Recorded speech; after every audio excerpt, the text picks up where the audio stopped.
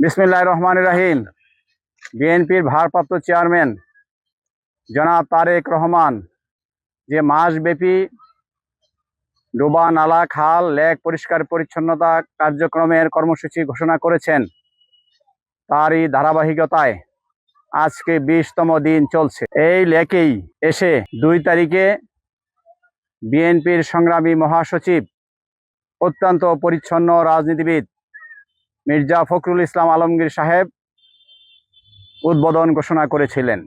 সেই থেকেই আমরা 12 নম্বর সেক্টর রূপায়ণের গেট থেকে বেজিমি বাবর পর্যন্ত এখানে 2টি বড় বড় লেক, প্রায় 2 থেকে 3-2.5 কিলোমিটার বা 3 কিলোমিটার হবে।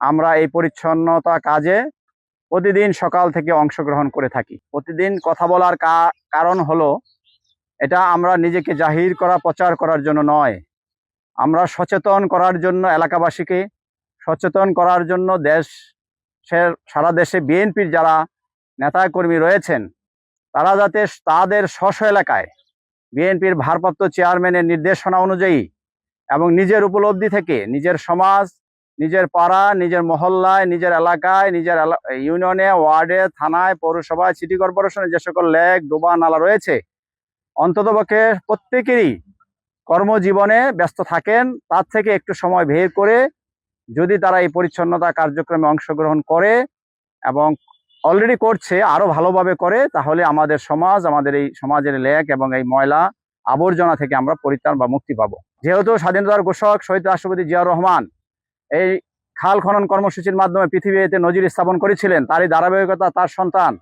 বিএনপির সংগ্রামী চেয়ারম্যান, সে 31 দফার মধ্যে সবকিছু উল্লেখ রয়েছে। বিএনপি ইনশাল্লাহ জনগণের ভোটে ক্ষমতায় আসলে সারা বাংলাদেশের খাল, ডোবা, নালা পরিষ্কার পরিচ্ছন্ন হবে এবং পরিবেশ বান্ধব হিসেবে গড়ে তোলা হবে। এটা বিএনপি ইতিমধ্যে ঘোষণা করেছেন।